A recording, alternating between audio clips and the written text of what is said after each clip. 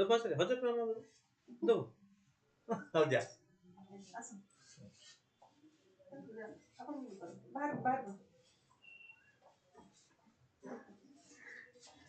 Continue करिए तो हां हां से कर ए छोट पिला ना एकदम मन लगे घर मन पड़ती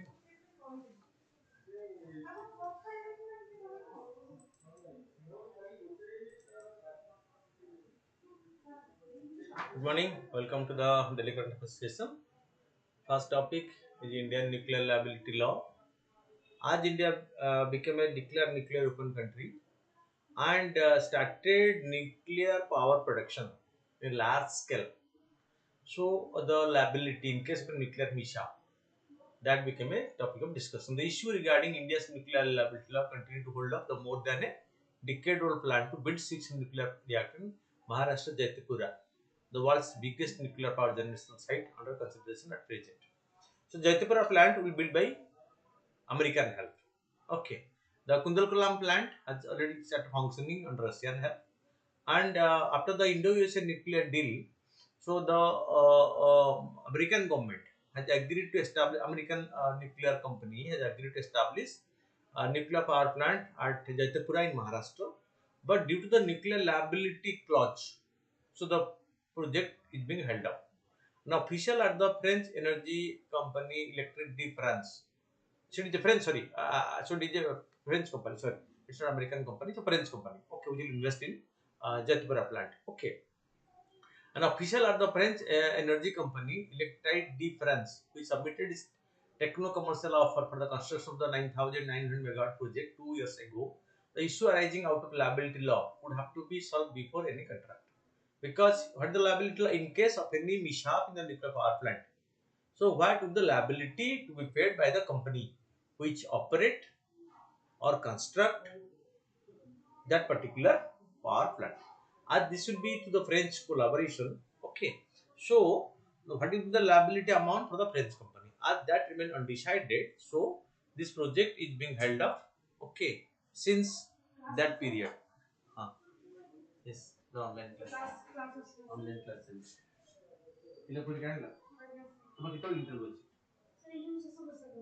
Odisha Lord.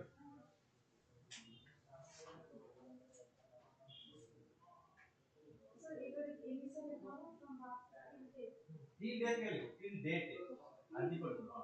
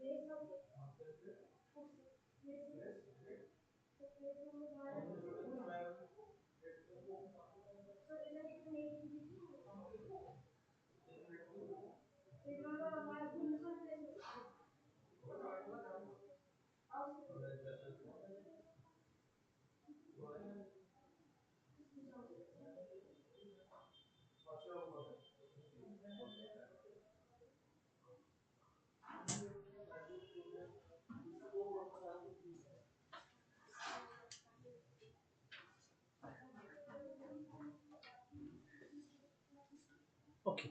The law on civil nuclear liability ensures that compensation is available to the victim for nuclear damage caused by the nuclear incident or disaster and set out who will be liable for those damages.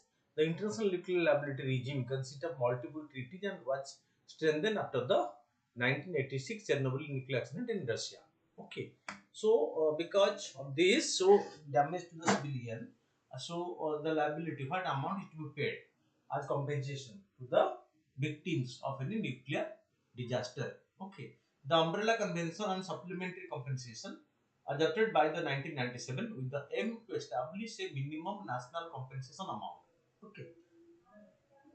The amount can further be increased through public funds to be made available by the contracting parties. Should the national amount be insufficient to compensate the damage caused by a nuclear incident? Okay. One is the compensation, second is supplementary provisions. Okay, in case it is insufficient because large number are affected, a huge damage, so that amount may be less. In that case, a supplementary clause is also there. Even though India was a signatory to the CSC, Parliament ratified the convention only on 2016 to keep in line with the international convention. India enacted the Civil Liability for Nuclear Damage Act in 2010 to put in place a speedy compensation mechanism for victims of a nuclear accident. The law, the Civil Liability for Nuclear Damage, provides for strict and no fault liability on the operator of the nuclear plant, where it will be held liable for damage regardless of any fault on its part. Okay, this is the clause. So the operator will be held responsible for any mishap. Okay, so in a nuclear power plant, that is why. So this is the major contentious issue. Okay, it also specifies the amount the operator will have to sell out in case of damage caused by a accident at 1500 crore. Okay, and request the operator to cover liability through insurance or other financial security. What is that?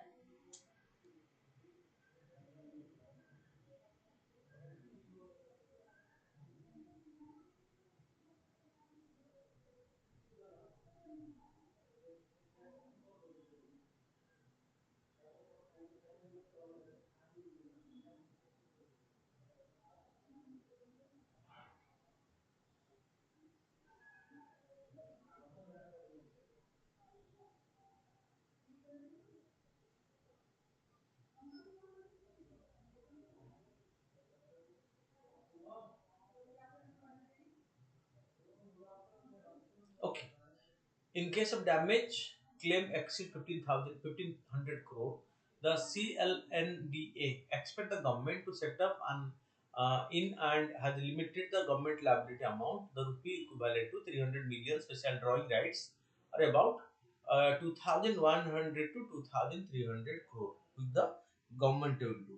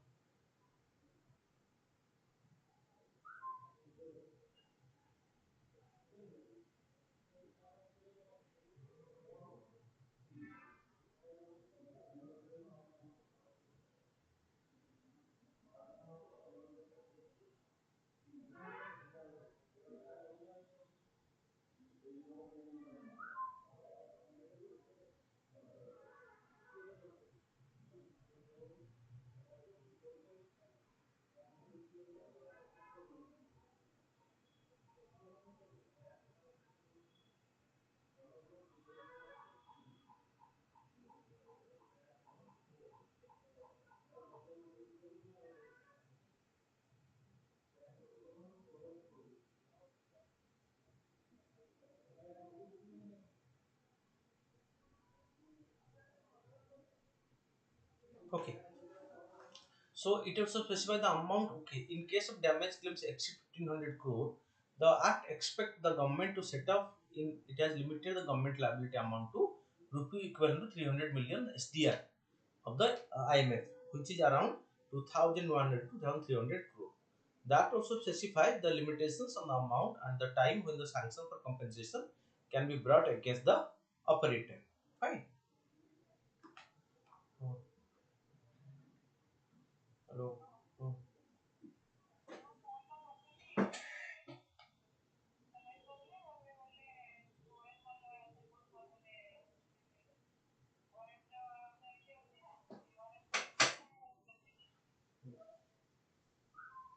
Haba.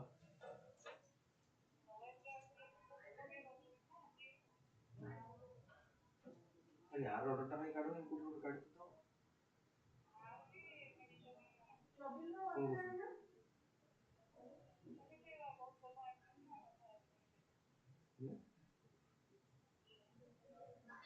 गोष्ट କୋଉ ବୈନିକକୁ ନବାକୁ ମନା କରୁଥିଲେ ୟା କେସରେ ମନା କରୁଥିଲେ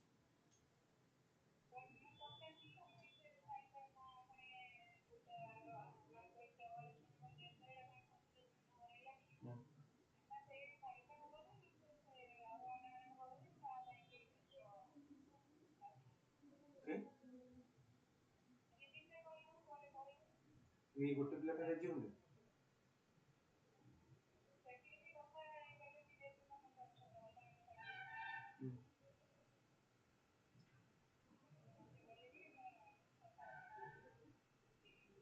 communist ସେ ଦେଖା ହେଲା ମିଷ୍ଟର ବାହାମ ଗଲେ ଆପଣ କଣ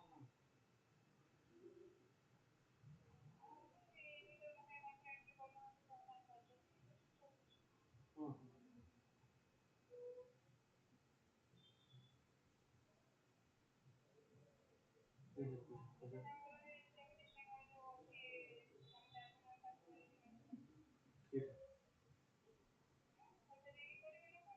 ହଁ ସେ ପଇସା ଦବାକୁ ରାଜି ଅଛି ସେ ପଇସା ଦେଇ ଗଲା ଯିବ ସେ ପଇସା ଆଗ ପଇସା ଆଗ ନେଇଗଲେ କିନ୍ତୁ ମୋଟେ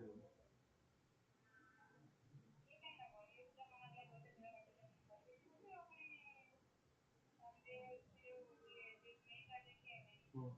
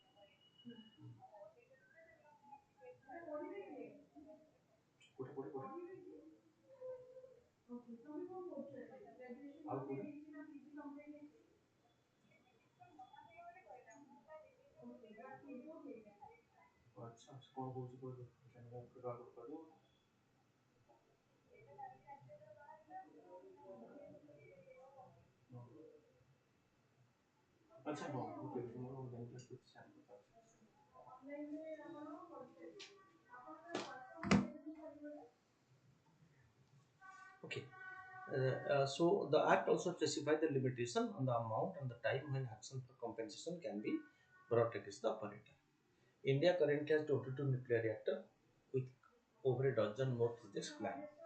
All the existing reactors are operated by the state-owned Nuclear Power Corporation of India Limited. Class ଅଛି ଟିକେ ପରେ କଥା ହେବି. Class ଅଛି ଟିକେ ପରେ କଥା ହେବି. Okay. So India currently has 22 nuclear reactors with over a dozen more projects planned. All the existing reactors are operated by the state-owned Nuclear Power Corporation of India Limited. What are the CLNDA say on supplier liability? The international legal framework on civil nuclear liability, including the annexure of the civil nuclear liability, is based on the central principle of executive liability, exclusive liability of the operator of a nuclear installation and no other person. So the liability is on the operator, not on anyone else. But the entire liability will be on the operator. Initial stage of the nuclear industry development, foreign government and the industry during the initial period of nuclear power development.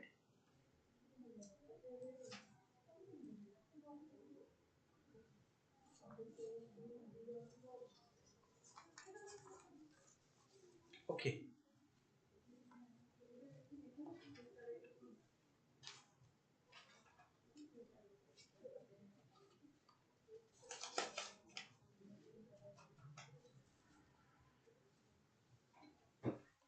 So, the foreign government and the industry agreed that excessive liability claim against supplier of nuclear equipment could make their business unavailable and hinder the growth of nuclear energy. And it became an acceptable practice for national law of countries to channel nuclear liability to the operator of the plant with only some exceptions.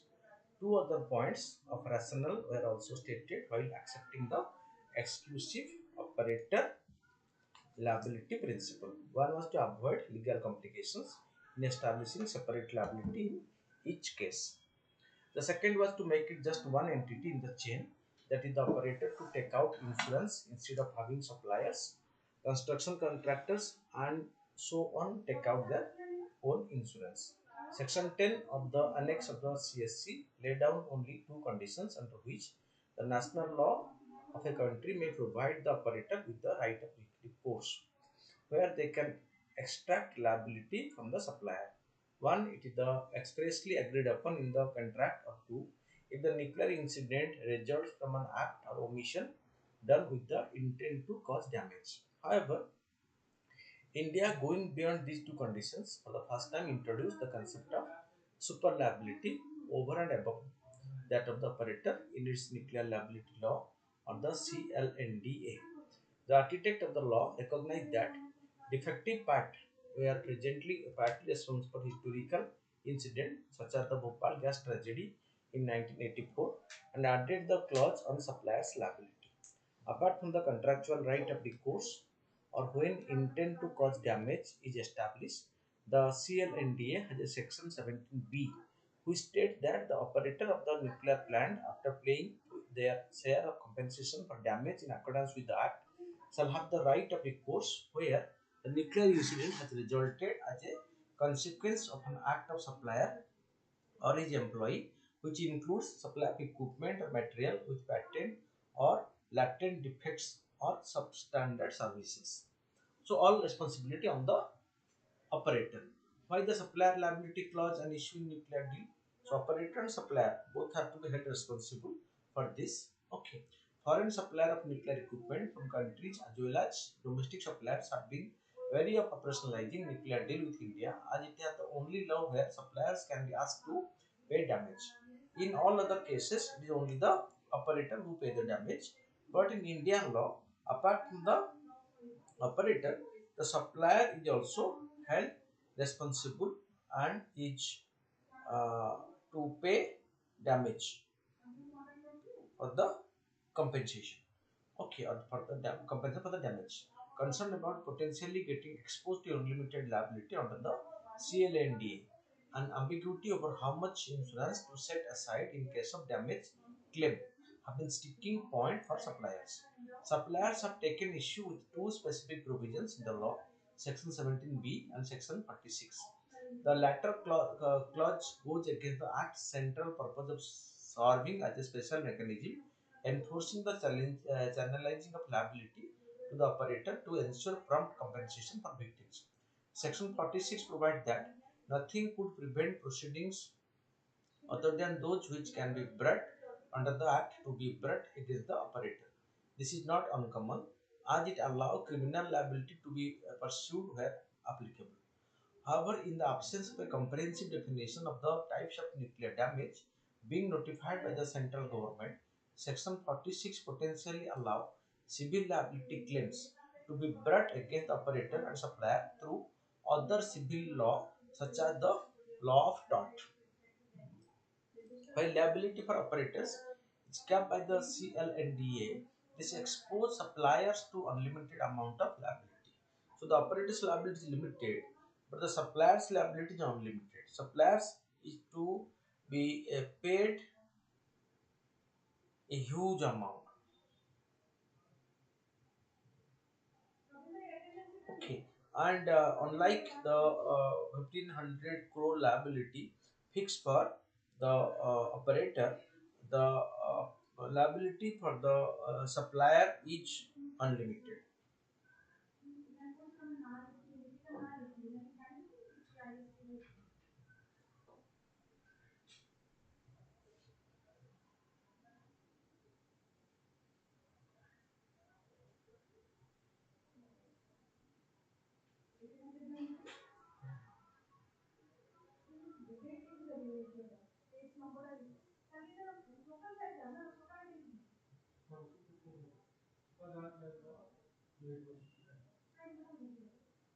Okay, so but the existing project in India, the Jaitipura nuclear project, has been struck for more than a decade.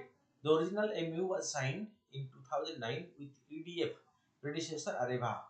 In 2016, EDF and NCPIL Nuclear Power Corporation of India Limited signed a revised MOU, and in 2018, the heads of both signed an agreement on the industrial way forward. The presence of Indian Prime Minister Narendra Modi and French President Emmanuel Macron. In 2020, EDF submitted its techno-commercial offer for the construction of six nuclear power reactors, but the EDF official told that the issue arising from India's nuclear liability law remains an item on the agenda for both countries. Multiple rounds of talk have not yet led to convergence on the issue because the foreign company feel the liability clause of India is not in their favor. That is why, okay, they are not willing for this.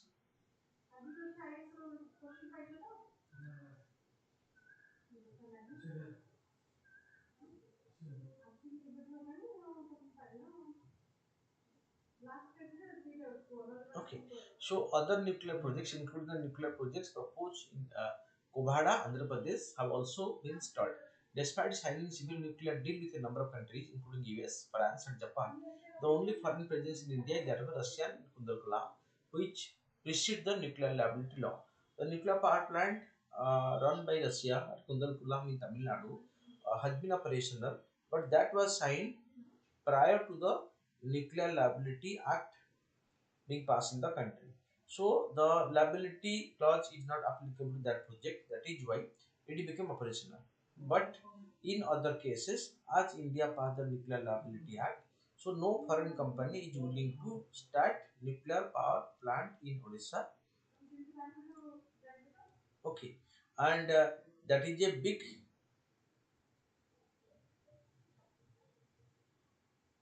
challenge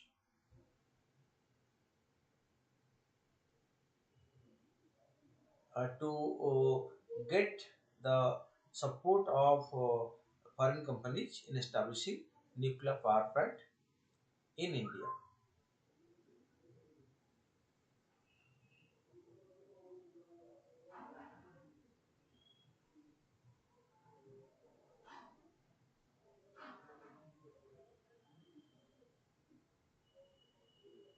Okay, then what is the government stand? The central government has maintained that the Indian law is in consonance with the Civil Society Act about the international law. About Section 17B, it said that the provisions permits but does not require an operator to include in the contract or exercise the right to recourse. However, legal experts have pointed out that a plain reading of the Section 17 of the Civil Nuclear Liability Act suggests that Section 17A, B, C are distinctive and separate, meaning even if the right to recourse against the supplier is not mentioned in the contract as provided by Section 17A, and the other two clauses stands. This effectively means that the supplier can be sued if defective equipment provided or if it can be established that the damage resulted from an act of intent, means due to defective spare parts supplied. Besides, it could not be sound public policy if the NPCIL, a government entity, entered into a contract with a supplier and waived its right to recourse in the contract, despite the fact that the law provides such a recourse. Because the law is there in the country, so the option of the uh, operator, the NCPIL, the joint partner, in that case, it agreed even. So it will not be acceptable because so the country's laws say that liability should be fixed on the supplier also. But in case this NCPIL, even if it deny this or overrule this, this will not be accepted by the people, the foreign suppliers, because they are worried because the country's law says something different, and the government company cannot waive the complete issue as set by the law.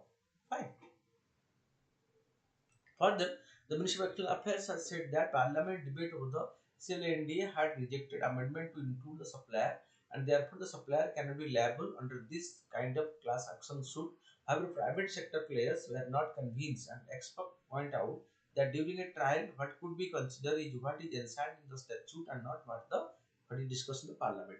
Although in the Parliament discussion, it has been discussed that the supplier will not be held responsible, but the foreign partners are not willing to accept the condition that what has been mentioned in the law will be in case of any legal issue after the damage. So it will be as per the law passed by the parliament, not after the discussion in the parliament. That is why it's not easy on their part to just believe on the condition that what has been discussed in the parliament. Rather, they more believe on what has been mentioned in the act passed by the parliament.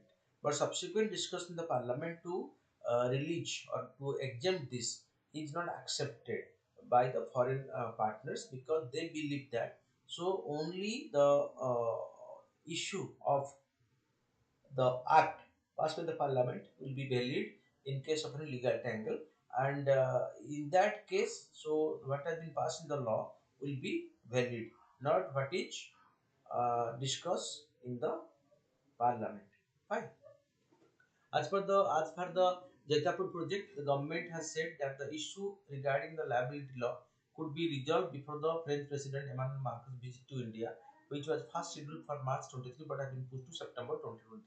This issue because during the upcoming visit of the French President, this issue need to be resolved. Who will resolve it in case Parliament pass an act again? This issue can be resolved. So it is high time that Parliament should pass the make the amendment in the Civil Nuclear Liability Act before the visit of the French President. So then the French companies who are interested to establish the plant may be ready to establish the plant, and the second nuclear power plant on foreign cooperation, okay,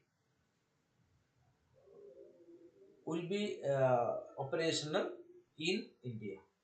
Okay. The next topic is on climate issue. The European Union member approved carbon market scheme.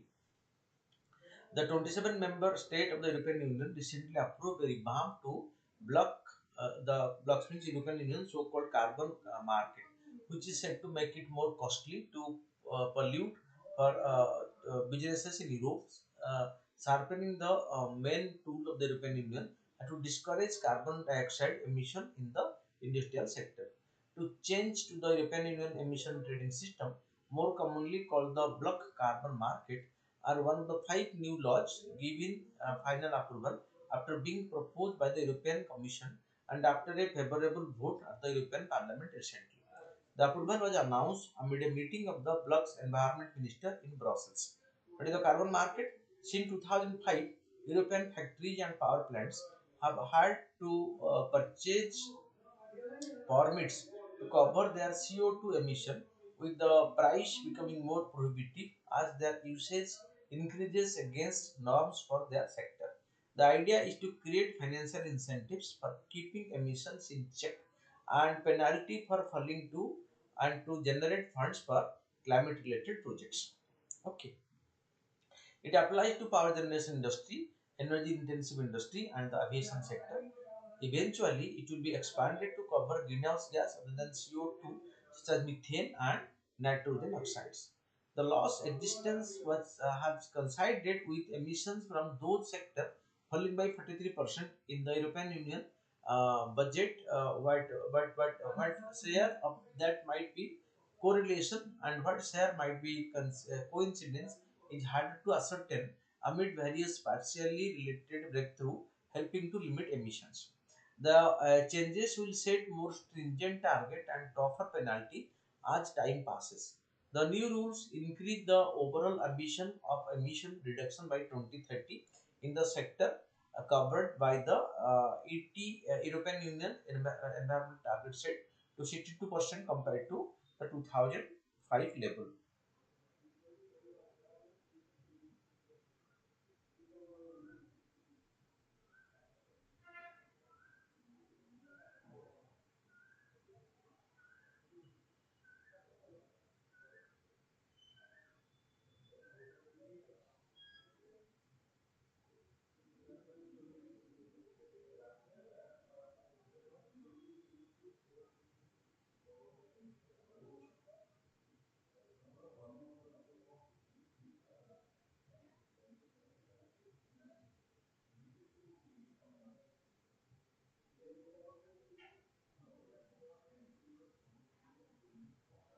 Okay, it applies to only the free permits granted to companies for lower level of emission will be gradually phased out by 2034 for heavy industry and by 2026 for the aviation sector. For instance, there has been some resistance to the changes within the bloc, which are roughly 2 3 years in the making.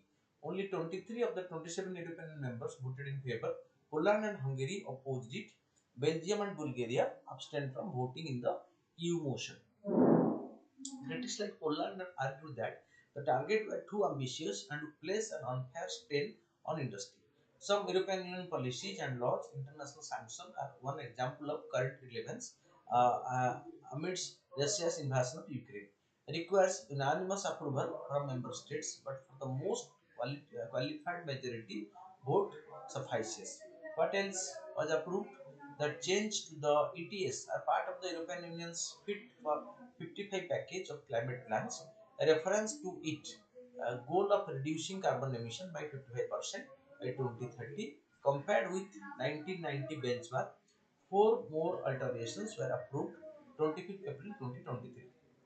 The first is a plan to incorporate part of the shipping industry into the environmental targets, meaning they too will need to buy permit to cover their emission at times. Any new separate ETS will be established for the building and road transport sectors and some others, mainly small industry according to the European Union. Changes specifically tailored to the aviation sector were also approved.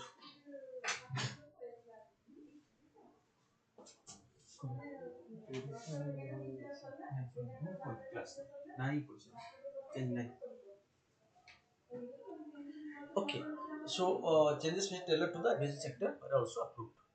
The European Union will also introduce what is called its carbon border adjustment mechanism, which concern products imported from outside the European Union for carbon intensive industries. According to European Union, its aim is to prevent that the greenhouse gas reduction efforts of the European Union are offset by increasing emission outside its border through the relocation of production to countries where policies applied to fight climate change are less ambiguous than those of the European Union. The European Union is setting up what is called a social climate fund. It will be used by member states to finance measures and investment to support vulnerable households, micro enterprises, and transport users and help them cope with the price impact of a emission trading system for the buildings, road transport, and additional sectors. The bulk of the funds would help from the carbon market revenues generated by the ETS, Brussels said, with member state contributing the rest. Okay, so the environmental law being made stringent, and European Union is the first one to make such law. Okay, it definitely noted the.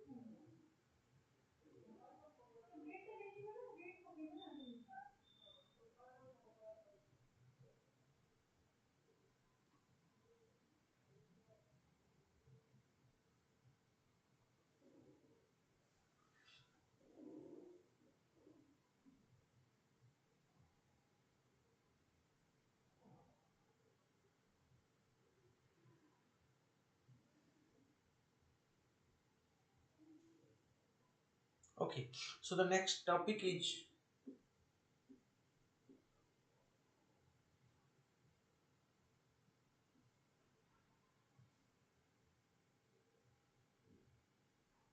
about the Surrogacy Act. Kerala High Court orders triple test for couple facing legal hurdles to have child through surrogacy. The Karnataka High Court has evolved triple test, genetic test, physical test, and economic test for considering the plea of a couple to have a child through altruistic surrogacy, which the petitioner's husband has to pass to become eligible to become a father through surrogacy. Key provisions objective that sought to regulate the surrogacy part of a rather flourishing infertility industry in the country. Defining surrogacy, it is defined as a practice where a woman undertakes to give birth to a child for another couple and agree to hand over the child to them after birth. Altruistic surrogacy that allowed altruistic surrogacy wherein only the medical expenses and insurance coverage provided by the couple to the surrogate mother during pregnancy. No other monetary consideration will be permitted prior or after. The intending couple, any couple that has proven infertility is a candidate. The intending couple, the act called them, will be eligible if they have a certificate of essentiality and a certificate of eligibility issued by the appropriate authority. The former will be issued if the couple fulfills three conditions: a certificate of infertility of one or both from a district medical board, an order of parentage and custody of the surrogate child passed by a magistrate court, insurance cover for the surrogate mother. Eligibility certificate and leave certificate mandates that the couple fills the following conditions. They should be Indian citizens who have been married for at least 5 years. The female must be between 23 to 50 years and the male 26 to 55 years. They cannot have any surviving children, biological, adopted or surrogate. However, this could not include child who is mentally or physically challenged or suffer from life-threatening diseases or fatal illness. Surrogate mother, only a close relative of the couple can be surrogate mother, one who is able to provide a medical fitness certificate. She should have been married with a child of her own and must be between 25 to 35, but can be a surrogate mother only once. Regulating body, the central and the state government has expected to constitute a national surrogacy board and state surrogacy board especially for regulating this. This body is tasked with enforcing standards for surrogate clinics, investigating the breaches and recommending modifications. Further, surrogacy clinics need to apply for registration within 60 days of the appointment of the appropriate authority. Offenses under the Act includes commercial surrogacy, selling of embryos, exploiting abandoned or surrogate child, etc. These may invite up to 10 years imprisonment and a fine of up to 10 lakhs. So that is where stringent law is there, because when the government allowed surrogacy, India emerged as a surrogate market. To check it, government has made the law more stringent. Then the next topic is a joint exercise called the exercise Ajay Warrior 2023. Indian Army contingent will participate in the 77th edition of the bilateral training exercise Ajay Warrior 2023. Ajay Warrior exercise is combined military drill designed to provide a company level joint training focus on counter terrorism operations uh, in urban and semi-urban settings. Okay.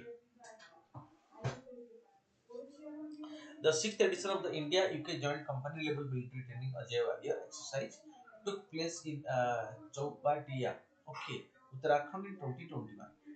In 2013, the first military training took place. The exercise is part of the initiative to develop interoperability and share expertise with friendly foreign nations. It aims to provide pieces of training to the soldiers of both the nations in counterinsurgency and counter-terrorism operations, and has proved to be an excellent strategy for strengthening the ties between them. Recent development in UK defense relations. In critical defense technology, the UK is considered to be a world leader, especially in jet engines development and electric propulsion technology. And UK has expressed its readiness to share this expertise with India, supported by respective industries. In 2022, the UK has offered advanced core technology to India, capable of creating an indigenous ITAR free jet engine. These will be manufactured, owned, and exported by India. Both countries have established the electric propulsion capability partnership, and with the JWG in place, this will help to set up a strong partnership between the navies of India and the UK for development of electric propulsion capability here in India. The roadmap has also committed to partner on India's indigenous combat air program, the Light Combat Aircraft Mach 2 and Advanced Medium Combat Aircraft AMCA. Other bilateral exercise Indradhanush is a joint air force exercise that aims to improve mutual operational understanding between the two air forces of India and UK. Exercise began in the year 2006. Exercise Konkan is naval exercise. One is air force exercise, one is army exercise, one is the naval exercise. Okay. Then coming to the question, discuss the negative consequences of excessive use of nitrogen fertilizer, especially urea, on crop yield. What are the possible solutions for correcting the imbalances in the application of fertilizer? Fertilizer are the chemical substances that are provided to the crop to increase their production and yield capacity. However, continuous and disproportionate use of nitrogen fertilizer, especially urea, has deleteriously affected soil health and crop productivity. The government introduced a nutrient-based subsidy regime in fertilizer to discourage farmers from applying too much of urea or nitrogenous fertilizer. However, the data reveal a worsening of nutrient balances, with urea consumption rising by over a third since 2009-10. Negative consequences of excess use of nitrogen fertilizer and urea on crop yield, soil acidification. The application of nitrogen fertilizer can increase soil acidity due to the release of H iron during hydrolysis, which lead to the development of infertile soil that do not respond to crop yields. Damage to plant. The high activity of bacteria increases the amount of ammonia in the soil via the fast urea digestion and degradation. As a result, plants are damaged due to the lack of necessary nutrients and the toxicity of that ammonia and carbon dioxide released from urea degradation. Reduced crop yield. During the Green Revolution, scientists bred semi-drop crop variety that did not bend post-ripening of grains. This could tolerate fertilizer application and produce more grain with higher doses. However, over the time, the crop yield response to fertilizer use has more than half. The underlying reason has been the disproportionate application of nitrogenous fertilizer by farmers. Affects seed germination. Urea fertilizer can have adverse effect on seed germination, seedling growth, and early plant growth in soil. These effects have been attributed to urea itself and other impurity in urea fertilizer. Residual nitrogen in the soil and nitrogen leaching. Nitrogen is accumulated in the soil profile after crop harvest. This occurs because crop cannot take up all available applied nutrient fertilizer from the soil. This can have an impact on subsequent crop grown in the soil. Further, this also increases the potential for leaching, nitrogenous leaching in shallow water tables. So nitrogen fertilizer is widely used in India, and that is becoming a grave concern for the country. And that is why government is trying to discourage use of nitrogenous fertilizer. Possible solution for correcting the imbalance in the application of fertilizer: reducing the consumption of urea. If applying more urea is counterproductive, as manifested in diminishing crop yield, the attempt should be made to reduce its consumption. There are two approaches to cut urea consumption. The first is raising prices. The second is increasing nitrogenous use efficiently by enabling farmers to harvest the same or more grain yield with fewer bags. Use of nano urea. Nano urea is also primarily aimed at boosting that nitrogenous fertilizer use. The ultra small size of the particle is said to allow easier penetration through the stomatal pores of leaves. IFCO claimed that a single 500 ml nano urea bottle can effectively replace at least 45 kg bag of regular 46% nitrogenous urea. Rationalizing fertilizer subsidy. There is a need for a well-targeted subsidy payment to ensure that the farmer get what they optimally acquire from agriculture. A cap on the availability of subsidized fertilizer would help in reducing the excessive use, because that nitrogenous fertilizer getting higher subsidy, and so it is cheaper for the farmer. Farmer quite often use nitrogenous fertilizer in their field. So because government give higher subsidy to nitrogenous fertilizer, so government should think of reducing subsidy on nitrogenous fertilizer Rather, government should encourage a balanced fertilizer, which will in the long run help in discouraging farmer to use only the nitrogenous fertilizer in a abundant quantity. Using neem coated urea, it helps in improving soil health, reducing the cost with respect to plant protection chemicals, and reducing pest attack. Studies indicates that it also results in an increase in the yield of paddy, sugarcane, maize, and soybean. The neem coated urea. Government coated neem to reduce to stop it from being used or misused beyond agriculture. Fixing NPK ratio based on soil and cropping pattern. In general, the NPK ratio 4:1 is considered the optimum for India. The ratio originated from the field trial conducted during the 1950s in the pre-green revolution period. However, the fertilizer norm for a state or a country depends upon the cropping pattern, yield level, crop variety, and soil specific characteristics, which have undergone a sea change over the years. Because this assessment of 4:1 ratio was assessed in 1950 and this is 2023, so more than 73 years. This should be considered for a declining deciding an optimum fertilizer ratio. The adverse impact of synthetic chemical on crop and the environment can be reduced by adopting new agricultural technological practices such as transitioning to chemical-free farming with employing natural products like manure, biofertilizer, biopesticides, slow-release fertilizers, nano fertilizers, and so on. Further measures should be taken towards the adoption of organic farming and zero-budget natural farming practices which will be lasting, durable, and so environmental friendly. Then coming to the questions, nuclear power stations and okay. So Kakkapara power state in Gujarat, Kalpakam Tamil Nadu, Narora Kaiga in Uttar Pradesh, Tarpur Maharashtra, Kundalkulam Tamil Nadu. Okay, which how many pairs are actually matched? So here four pairs match accurately. Okay. With reference to convention on supplementary compensation for nuclear damage, consider the following. It seeks to establish a uniform global legal regime for compensation to victims in the unlikely event of nuclear accident. All states are free to participate in it regardless of their presence of nuclear installations on their territories or involvement in existing nuclear liability conventions. Okay, so in this, so both 1 and 2 are correct, but India has not ratified it in 2010. Okay. Consider the following statement with regard to Civil Liability of Nuclear Damage Act 2010. It fixes liability for nuclear damage and specific provision for compensating victims. So that is correct. That fixes no fault liability on operators and gives them a right to recourse against certain persons. That is correct. Okay. So okay.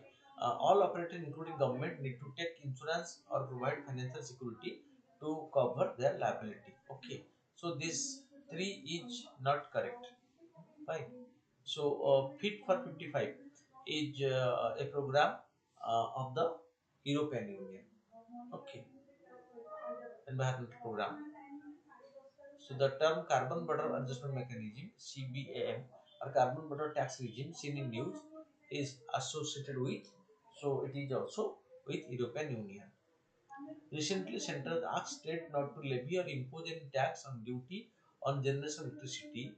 With reference to this new concept, the following statement: state list authorizes the state to put taxes on consumption or sale of electricity in its jurisdiction. That is right. State impose taxes. Center can levy water cess and air cess on hydro and wind power generation. No, that is not correct. Only one is correct. With reference to the Surrogacy Regulation Act 2021, consider the following. It bans commercial surrogacy. It is punishable with a fine up to 10 lakhs and there is no jail term under the law. So, it is also there is also jail term. The law allows only altruistic surrogacy where no money exchange hands and where a surrogate mother is generally related to those seeking a child. That is right. So, 2 is correct and 1 is incorrect. With reference to eco-sensitive zone, which of the following statement is correct? Eco-sensitive zones Eco-sensitive zones are the area that are declared under the Wildlife Protection Act 1972. Okay, that is incorrect. The purpose of declaration of eco-centric zone is to prohibit all kinds of human activity in the zone except agriculture. Also, it's incorrect. So neither one nor two are correct. So consider the following statement with respect to interstate water dispute in India. The dispute neither fall under the Supreme Court nor any other court jurisdiction. So that is correct. The dispute can only be adjudicated by the temporary and ad hoc interstate water dispute tribunal. That is also correct, like the Mahanadi tribunal recently, which is in news for the controversy over India, Odisha and Chhattisgarh over Mahanadi distribution, Kaveri tribunal. Okay, it is already there. Then 10 exercise Ajay Warrior is with India with UK. Okay, continuing. So Ajay Warrior is the joint exercise between India and United Kingdom. This way, your today discussion is over. Keep watching regularly to update on the daily development.